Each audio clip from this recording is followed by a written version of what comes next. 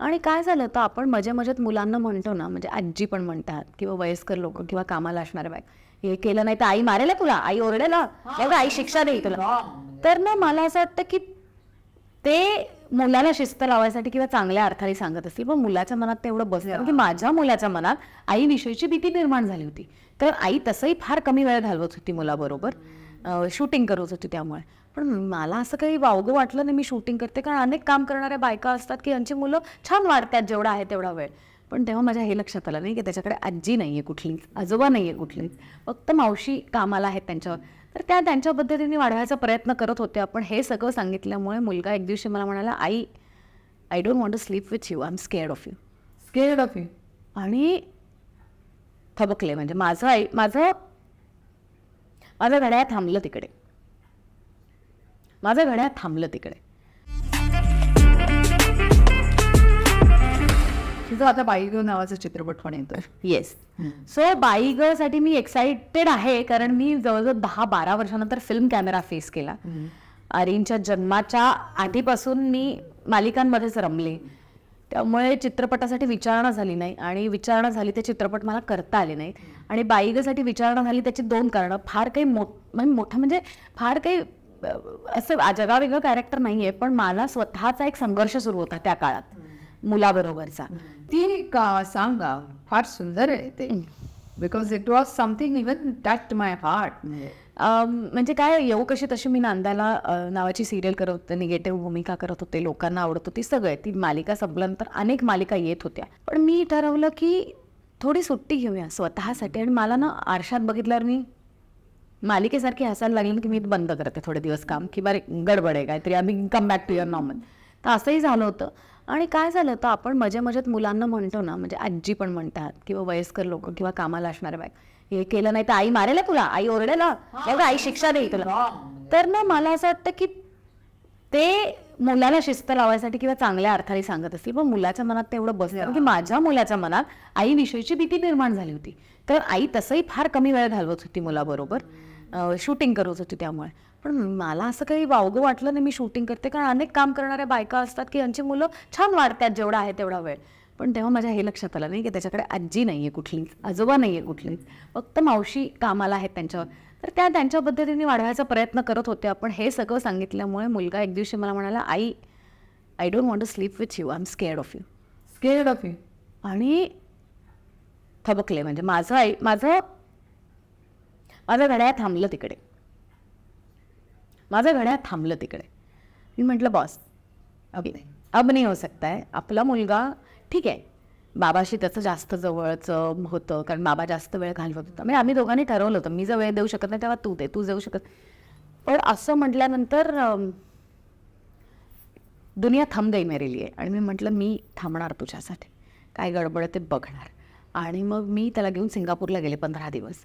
आणि कट्टीची बट्टी झाली आमची 15 दिवसात. स्वीट. पण मी म्हटलं का खूप गोष्टी होत्या त्याच्या मनात की त्याला भीती वाटायला लागली होती. एकदा त्याला मी फटका, मी फार नाही मुलाला मारतच नाही, पण एकदा ना मी तेव्हा इतकी चिडचिड करायला लागले होते ना, त्याचं वागणं माझी बरोबर नाही. आमची कट्टी, तो बोलत नव्हता 4 दिवस माझ्याशी 3 वर्षाचा असताना. आणि मी म्हटलं हे असं काही नॉर्मल नाही आहे. मग 1-2दा फटके मारले त्याला, पण तेवढेच मारलेत, आता त्याला गरज नाही लागत फटके मारायची. तर घाबरले मी. मग ते सगळं मनातनं त्याच्या बाहेर काढायला माझ्याविषयीची भीती, माझ्याबरोबर मी आई मज्जा पण करते तुझ्याबरोबर. आणि मग त्या गिल्टमध्ये ना काय करतो आपण बायका, की चल तुला हॅमलीजमधली महागातली खेळणी आणून द्यायची, मग लंडनला तुला मोठे लेगो आणून द्यायचे. तर मुलांना ना ते नको असतं, मुलांना वेळ हवा असतो तुमचा, एक मिठी हवी असते. आणि हे 15 दिवसात ना मला शिकवणार. How long you stop your career? आता it's been not career but yes around काम थांबवल्याशिवाय तू कसं वेळ? एप्रिलमध्ये मला आता संपली ती सिरियल, आणि पुढच्या एप्रिलपर्यंत मी काहीच नाही, 1 वर्षभर मी काही नाही केलं. ती हा पिरियड कुठला, लॉकडाऊनच्या पिरियडचा? नाही, लॉकडाऊनच्या नंतरचा. लॉकडाऊन नंतर. लॉकडाऊनमध्ये तर तू घरीच असणार. हां, काही दिवस बायो बबलमध्ये पण शूटिंग करत होतो. लॉकडाऊनवर तर आम्ही धमाल, म्हणजे ओ गॉड, लॉकडाऊनमध्ये माझ्या मुलाला आणि नवऱ्याला दोघांनाही मी शिस्त लावली आणि त्यांनी मला लावली. सो मला झाडू पोछा करायला भयंकर आवडायचं. तर मी म्हटलं दिवसातनं 2 वेळा करते, स्वार्थ असा की मी बारीक पट राहील. नवऱ्याला भांडी घासायचं वगैरे काम दिलं होतं तत्सम, आणि बेड करायचं वगैरे. मुलाला सांगितलं होतं की भाज्या का तुला या फ्रीज मधली जी भाजी आवडेल ती काढायची आणि कापायची. म्हणजे भाज्या कात्रीने कापायची, ती अशी घेते भाज्या कापायची कात्री. तर 3, 3.5, 4 वर्षाचा असताना म्हणजे भाज्या खायची त्याला सवय लागली. तो आता स्वतःची भाजी म्हणजे स्वतः पोळीचं पीठ घेऊन मळतो. तो 7 वर्षाचा माझा मुलगा व्यवस्थित पीठ मळतो, व्यवस्थित चपाती लाटतो आणि व्यवस्थित चपाती भाजतो. माय गुडनेस. येस. आणि त्याला भाज्या करता येतात, फ्लॉवर, मटार, बेसिक ज्या भाज्या, भेंडी, आणि ऑमलेट करता येतं कांदा बिंदा कापून. ते तर त्याला खूप पूर्वीपासून करता येतं. आणि असा कार्यक्रम आता चहा करायला शिकलाय छानपैकी, बाजूला कोणतरी उभं, पण संडेचा चहा आमचा मुलगा आम्हाला करून देतो. Every Sunday my son makes T for all of us. आणि मग नवऱ्याला काय काम दिलेलं होतं? नवऱ्याला भांडी घासायचं काम. भांडी घासायचं, सुंदर असं किचन साफ करणे हा माझा अत्यंत नावडता कार्यक्रम आहे. तर ते सगळं, ते पुसायचं बिसायचं सगळं काम त्याला दिलं होतं. एक इंजिनियर नवरा पकडला, आणि विचारायला त्याला भांडीवाला करून त्याला म्हटलंय की ऍक्ट्रेस तुझ्या घरी झाडू मारते, किती तुझं नशीब आहे, बघितलंस की नाही. तुम्हाला एक इंजिनियर तुझ्याकडे भांडी नशीब किती मारू आहे.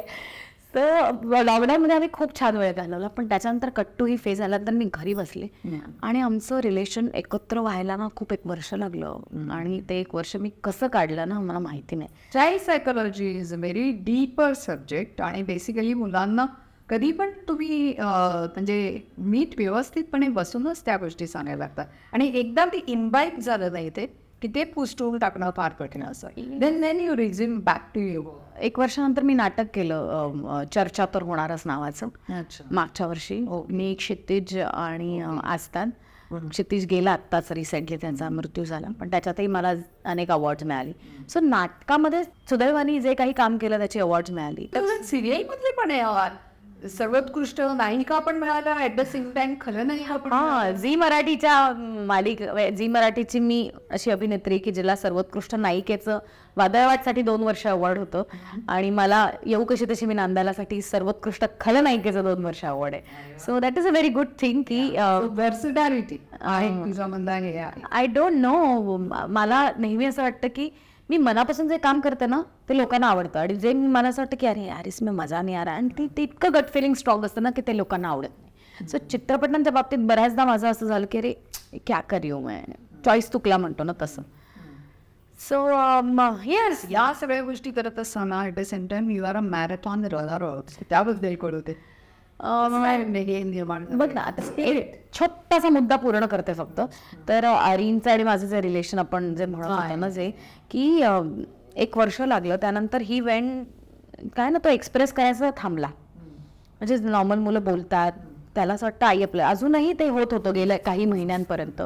आणि त्याच्यामुळे ना त्याला स्कूलमध्ये बुलिंग झालं, which we did not realize. त्याच्या शाळेतल्या टीचर्स चांगल्या आहेत, म्हणजे गरोडिया इंटरनॅशनलमध्ये जातो, खूप चांगल्या आहेत. Ma'am I am going to take personally name, Jinal ma'am त्याची आहे, Maha ma'am, they are so good. Priyanka, they are very good. पण ना ते सांगतच नाही की बसमध्ये त्याला एका मुलाने डोळ्यावर मारलं. आणि हे त्याने सांगितलंच नाही, मला स्कूलमध्ये नाही जायचं, कोणीतरी त्याला पोटामध्ये मारलं. मग तो इतका ॲग्रेसिव्ह झाला, तो मारामारी करायला लागला, फेकून मारायला लागला. मी म्हटलं रामाला जन्म दिला मी, त्याचा रावण झाला कसा. आणि 10 प्रेग्नन्सीमध्ये काय वाचलं? प्रेग्नन्सीमध्ये मी खूप पीजी वुड हाऊस पासून पु ल देशपांडेंपासून रात्री mafias of Maharashtra, mafias of सगळं वाजलं. त्याचं आपल्यामध्ये पोरामध्ये पोटेन्शियल सगळं चूज केलं तर नाही. पण मग घाबरले. तर एका मैत्रिणीने सांगितलं की असं असं असं झालंय. तर मी गेले शाळेत, त्या मुलाशी शांतपणे ज्याच्या हातनं लागलं होतं बोलली, म्हटलं काय करू शकतो बरं. तर ते झालं सॉर्ट आऊट. तो मला नेऊन त्याला मिठी मारली आणि म्हणाला सॉरी गलती से हो गया. आणखीन 1-2 वेळा असं. तर त्याला असा कॉन्फिडन्स आला की आई आपल्यासाठी स्ट्रॉंगली उभी राहते, आणि हे त्याला दिसणं फार इम्पॉर्टंट होतं. आणि तेव्हापासून तो व्यक्त व्हायला लागला. आताही मी त्याला सांगते की बिनधास्त व्यक्त हो. समोरच्याला काय, तो माझा बारीक स्वभाव होता ना काही, म्हणजे मधल्या काळात इंडस्ट्रीमध्ये आल्यावरती आईवडिलांपासून दूर राहिल्यामुळे भले वडिलांनी शिकवलं असलं व्यक्त व्हायला, तरी ती इन्सिक्युरिटी होती बारीक की बापरे आत्ता इथे कोणीच नाही. तर मला असं वाटतं तो स्वभाव कुठेतरी त्याच्यामध्ये गेला काही काळापुरता, आणि तो व्यक्तच व्हायचा थांबला होता. आणि आता तो व्यक्त व्हायला शिकलाय, एक्सप्रेस व्हायला शिकलाय. मी सांगते बिंदास, तुला काय वाटतं ते रात्री लिहायचं, ती चिठ्ठीनं ज्याला द्यावीशी वाटते त्याला आणि त्याच्या आईला द्यायची आणि मोकळं व्हायचं. So thankfully the school also stood by him beautifully आणि he is out of that phase. आणि आता तो व्यक्त होतो. At least he is telling me what is happening in his life. आणि माझं जे हरवलेलं नातं होतं ना, म्हणजे मी फक्त नावाला आई होते काही काळ.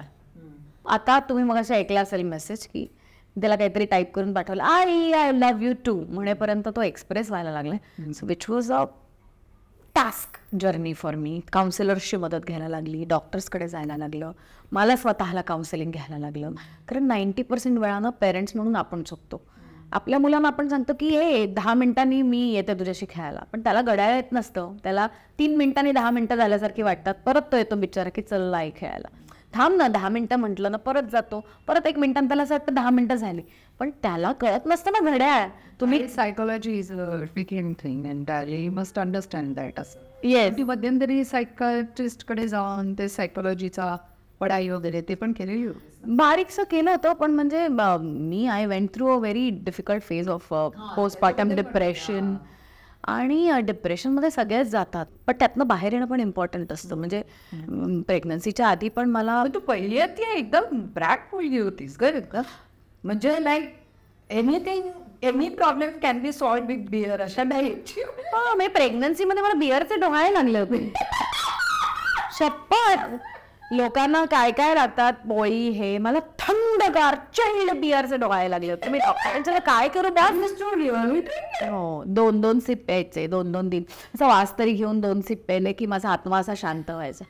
काय करू मला. आणि मोहरी इंडियन फूडशी एकदम अभिनय झाला होता माझा.